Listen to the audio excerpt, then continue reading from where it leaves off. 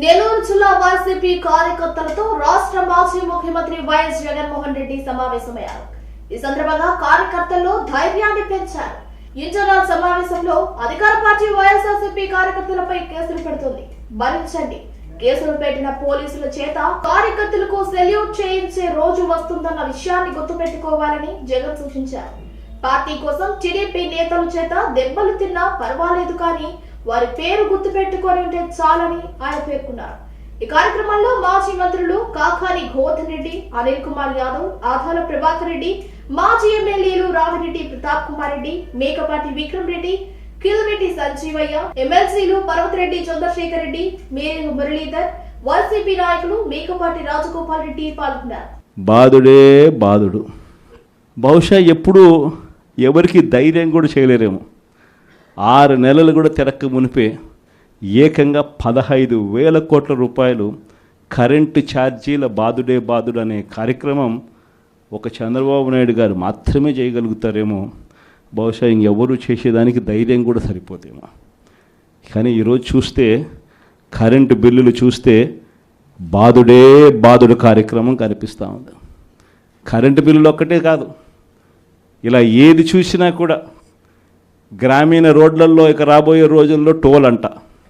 అంటే గ్రామీణ రోడ్లలో వెహికల్స్ ప్రయాణం చేస్తూ ఉంటే నేషనల్ హైవేల మీద టోల్ కట్టే పరిస్థితి చూసినాం. ఇప్పుడు గ్రామీణ రోడ్లలో కూడా టోల్ వసూలు చేసే కార్యక్రమాలకు చంద్రబాబు నాయుడు శ్రీకారం చుడతా ఉన్నాడు. ఇంతటితో అయిపోలే, సబ్ రిజిస్టర్ ఆఫీసుకు పోతే రిజిస్ట్రేషన్ ఫీజులు పెంచే కార్యక్రమంతో మొదలు పెడితే మొట్టమొదటిసారిగా రిజిస్ట్రేషన్ ఫీజులే కాదు, రిజిస్ట్రేషన్ ఫీజులు స్థలాల మీదనే కాదు, రిజిస్ట్రేషన్ ఫీజులు ఆ స్థలాల్లో ఉన్న ఆ ఇళ్ళ మీద కూడా. మామూలుగా ఇంటి విలువ ఒక 20 ఏళ్ళు స్థలంలో ఒక ఇల్లు ఉంటాయి, 20 ఏళ్ళ తర్వాత ఆ ఇంటి విలువ ఎంత అంటే 0. ఎందుకనంటే ఆ ఇంటికి ఏం విలువ ఉంటుంది? 20 ఏళ్ళ ఇల్లు, 15 ఏళ్ళ ఇల్లు అని అంటే. కానీ అట్ట కాదు, ఆ ఇల్లు ఉంటే చాలు, ఆ ఇంటికి కూడా మొట్టమొదటిసారిగా రేట్లు వాటికి కూడా పెంచి సబ్ రిజిస్టర్ ఆఫీస్లో ఇప్పుడు విలువ కట్టే కార్యక్రమాలు చేస్తూ ఉన్నారు. ఇలా ఏది తీసుకున్నా కూడా బాధుడే బాధుడు కనిపిస్తూ ఉంది. మరోవైపున చూస్తే చదువుకుంటా ఉన్న పిల్లలకు ఫీజులు అందడంలా, చదువుకుంటా ఉన్న పిల్లలకు మామూలుగా జనవరి, ఫిబ్రవరి, మార్చికి సంబంధించిన క్వార్టర్కి సంబంధించిన విద్యా దీవెన మామూలుగా మేలో ఇవ్వాలి, ఏప్రిల్లో వెరిఫికేషన్ చేయాలి, మేలో మామూలుగా ఫీజులు వెనక్కి ఇవ్వాలి, ఫీజులు ఇవ్వాలి ఆ పిల్లల తల్లుల ఖాతాల్లోకి. మనం ఉంటే అదే జరిగేది. జనవరి, ఫిబ్రవరి, మార్చికి సంబంధించి ఏప్రిల్లో వెరిఫికేషన్ చేసి మేలో ఇచ్చే పరిస్థితి.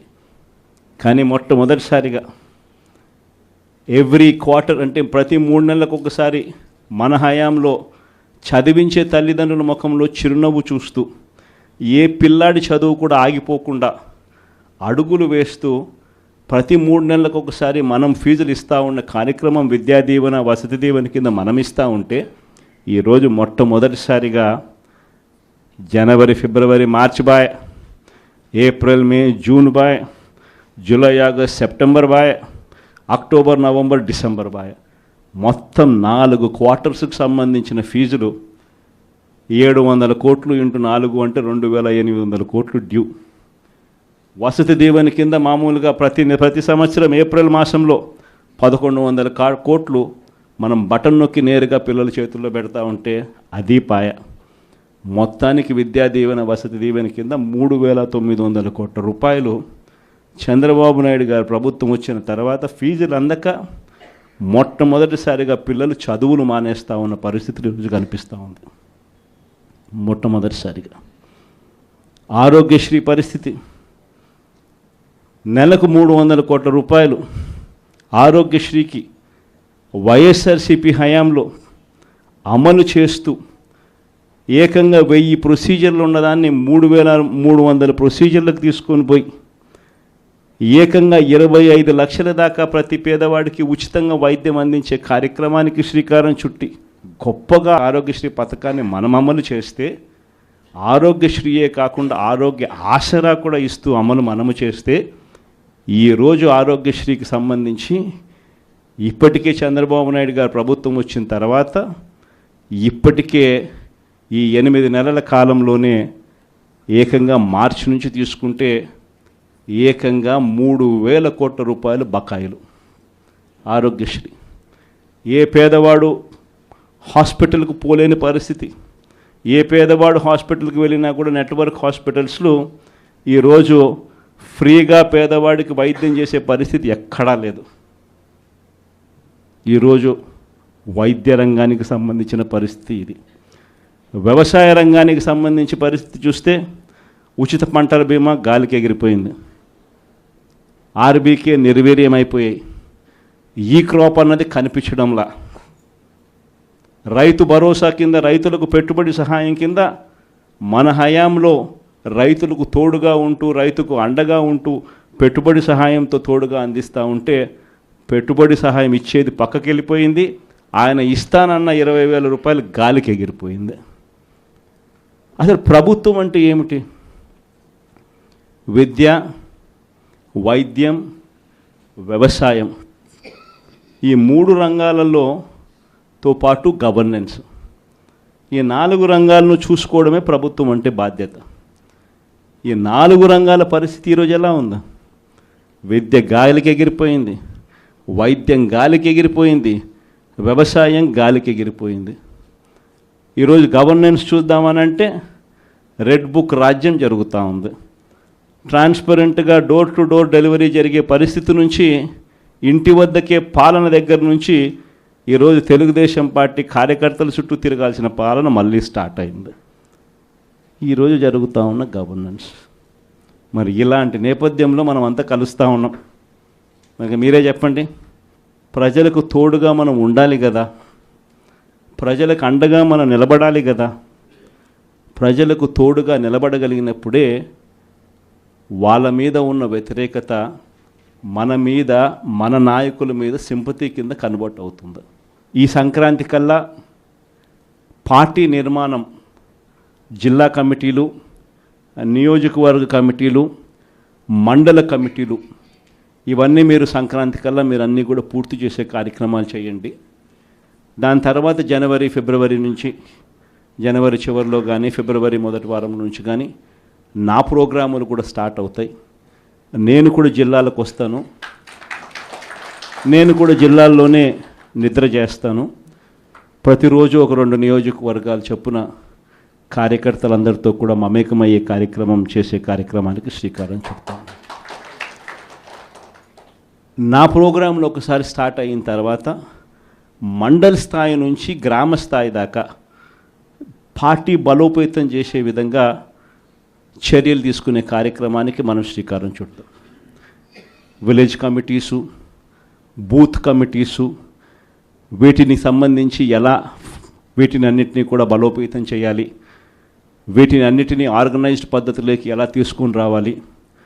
సోషల్ మీడియా అన్నది ఒక బలమైన ఆయుధంగా కూడా మనం ఎలా ఉపయోగించుకోవాలి అన్నది కూడా చెప్పేటివన్నీ కూడా నేను ఎప్పుడైతే జిల్లాలకు వస్తానో అప్పుడు నా కార్యక్రమంలో ఇవన్నీ కూడా మీరు నేను అందరం కలిసికట్టుగా డిస్కస్ చేసి ఇవి గ్రామ స్థాయిలోకి పర్కులేట్ అయ్యేట్టుగా మీరు నేను అందరం కలిసి అడుగులు వేస్తాం. ఎందుకనంటే ఈరోజు మనం యుద్ధం చేసేది ఒక చంద్రబాబుతో కాదు, ఒక ఈనాడు, ఒక ఆంధ్రజ్యోతి, ఒక TV5, ఇలాంటి ఒక చెడిపోయిన ఒక సామ్రాజ్యంతో యుద్ధం చేస్తూ ఉన్నాం. వీళ్ళని ఎదుర్కోవాలి అంటే, ఆ మీడియా సామ్రాజ్యాన్ని మనం ఎదుర్కోవాలి అంటే మనకున్న ఏకైక అస్త్రం మన చేతుల్లో సెల్ ఫోన్. ప్రతి ఒక్కళ్ళం మనలో మన దగ్గర నుంచి మొదలెడితే గ్రామ స్థాయిలో ఉన్న ప్రతి విలేజ్ కమిటీ మెంబర్ దగ్గర నుంచి బూత్ కమిటీ మెంబర్ దాకా ప్రతి ఒక్కరికి కూడా వాళ్ళ ఫోన్ అనేది ఒక ఆయుధం కావాలి.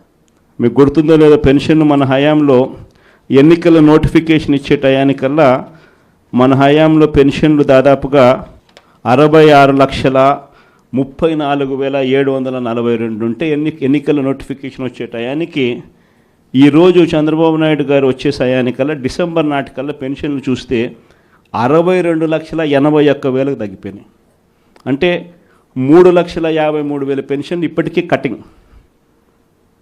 ఇది కాక ఇంకా వికలాంగుల మీద చంద్రబాబు నాయుడు మళ్ళీ ఒక కమిటీ వేసి ఇంటింటికి వికలాంగులు ఎలా ఉన్నారు అని చెప్పి ఇంటికి పంపించి వాళ్ళ పెన్షన్ ఎలా కట్టింగ్ చేయాలని చెప్పి అప్పుడే స్టార్ట్ చేసినాడు. అంటే ఈయన ఉద్దేశం ఈ మార్చి కల్లా ఇంకొక 3 లక్షల పెన్షన్ తగ్గించాలని. సో లెఫ్ట్ రైట్ సెంటర్లు పెన్షన్ తగ్గిస్తూ ఉన్నారు. పెన్షన్ ఎవరికైతే రాకుండా పోతుందో వాళ్ళు ఫోటో తీయడం పెట్టడం, ఎందుకు నాకు పెన్షన్ ఇవ్వడంలా. అలా మా స్కూళ్ళ పరిస్థితి ఏమిటి, మా కాలేజీల పరిస్థితి ఏమిటి, మా ఊరిలో ఉన్న హాస్పిటళ్ళ పరిస్థితి ఏమిటి అని ప్రతి విషయంలో కూడా మనము ప్రతి కార్యకర్త కూడా విలేజ్ లెవెల్లో ఉన్న కార్యకర్త దగ్గర నుంచి నియోజకవర్గ స్థాయి లీడర్ వరకు కూడా ప్రతి ఒక్కరూ కూడా ఈ ఫోన్ అనే ఒక ఆయుధంతో ప్రజలను జాగృతం చేయాల్సిన అవసరం ఉంది. ఇవన్నీ కూడా రాబోయే రోజుల్లో గ్రామ స్థాయిలోకి మనం తీసుకొని పోయి ప్రతి ఒక్కరిని కూడా జాగృతి చేసే కార్యక్రమం ఉంది. ఇన్ఫ్యాక్ట్ ఇవన్నీ కూడా రాబోయే రోజుల్లో అందరం కలిసికట్టుగా అడుగులు వేసి చంద్రబాబు నాయుడు గారి ప్రభుత్వాన్ని గట్టిగా నిలదీసే కార్యక్రమం చేయాలి. బహుశా కార్యకర్తలకు సంబంధించి ఇంతవరకు ఒక మాదిరిగా చూసాం. కార్యకర్తలను ఇక్కడ కాదు, కార్యకర్తను ఇంకా గొప్పగా చూసుకునే కార్యక్రమం కూడా జరగాల అని చెప్పి కూడా ఆలోచన చేస్తాను. మీ అందరికీ కూడా నేను ఈ విషయం భరోసా ఇచ్చి కూడా చెప్తా ఉన్నా.